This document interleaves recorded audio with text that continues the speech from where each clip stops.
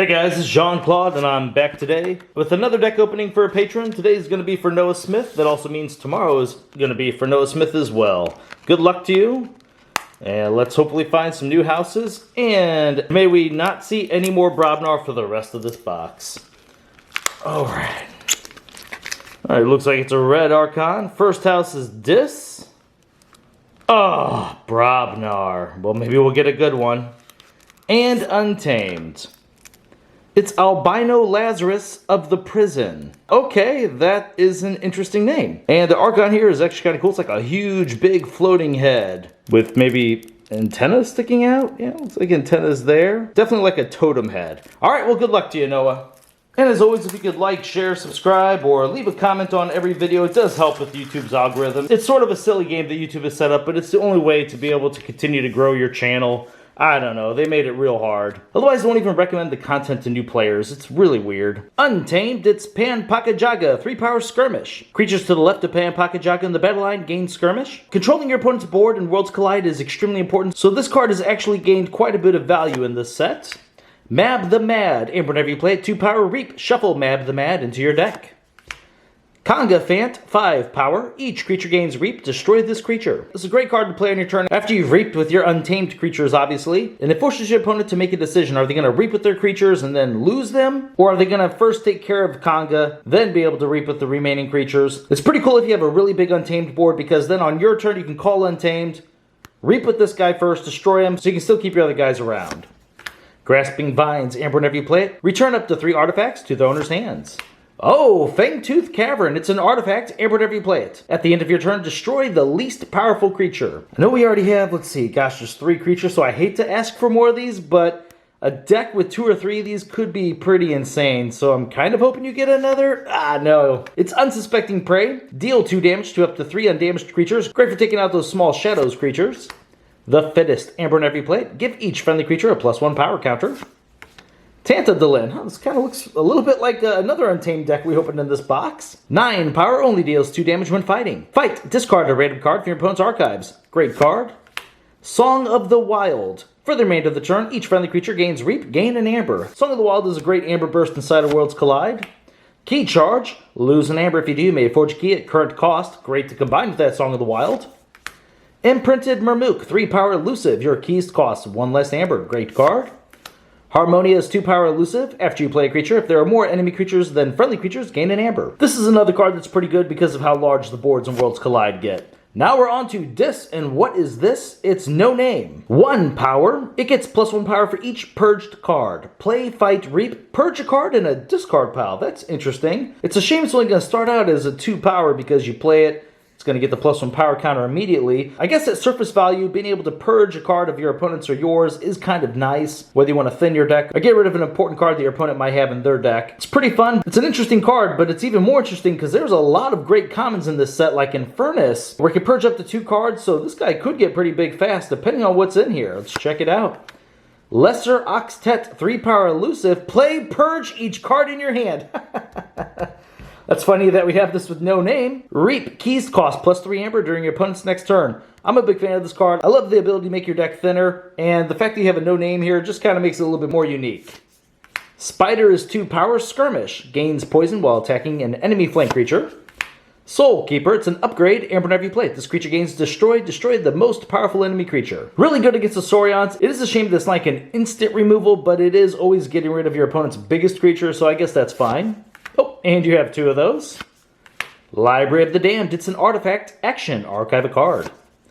Boar Knit's Touch. And whenever you play it, reveal the top 5 cards of a player's deck. Purge a card revealed this way. Shuffle the other cards into that deck. Don't get me wrong. This is a really good card, and there's some times where this can be a combo breaker. Like maybe your opponent has a Key Abduction deck with some sort of combos, Martian Generosity, Battle Fleet. There's a lot of combos out there that rely on certain cards, and having the potential to get rid of one of your opponent's combo pieces is really nice. But what we have been finding out lately is a card just getting you an Amber with an effect that doesn't immediately, say, affect the board isn't necessarily that powerful. It needs a lot of powerful cards with it. This is a great effect, don't get me wrong, but on its own, it's not like the most powerful card there is. Lithal is 5 power. Fight, reap, capture an Amber. That's good.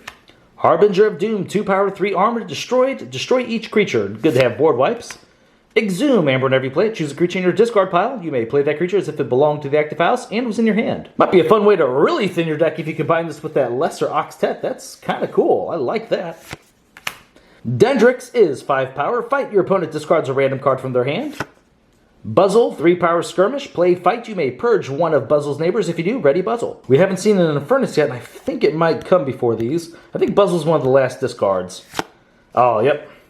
So a shame we didn't get Infernus, but not too bad. Okay, now we're on to Brobnar. At least you have a Brew, and since it's Grok is actually a pretty good Brobnar creature. Giving Grok +2 power is pretty nice. But Brobnar always seems to be the house that we're hoping is going to be good, and it just doesn't make it there. Let's see a good one today, guys. Grok's Brew is 1 amber whenever you play it, and you give a creature 2 +1 power counters. There's the Mega Grok, 7 power fight. Your opponent loses 1 amber. This is a fantastic card. Let's take a little look at the picture here, because it does look like, oh, it looks like there's a lot more lightning maybe.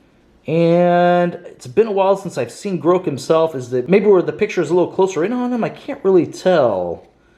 But I do believe there's more lightning, and maybe this is bigger? I don't know. Maybe it's accentuated because of the lightning. Either way, very cool card.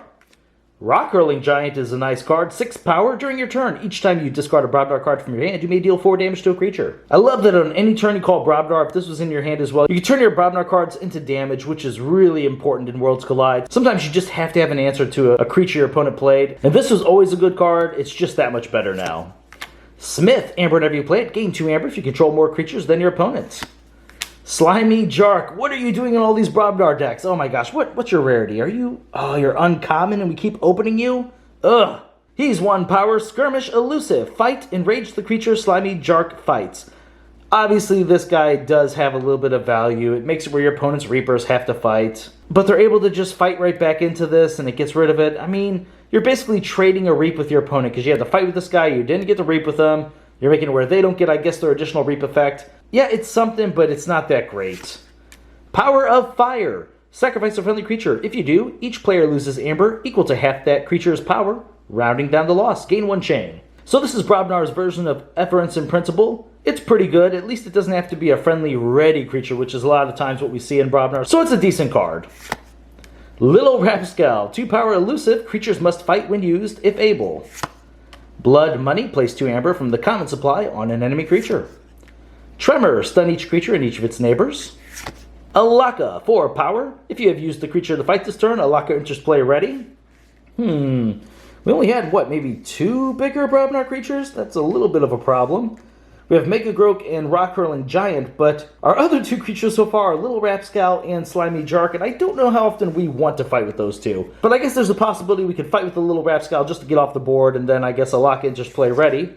Oh, a second Alaka.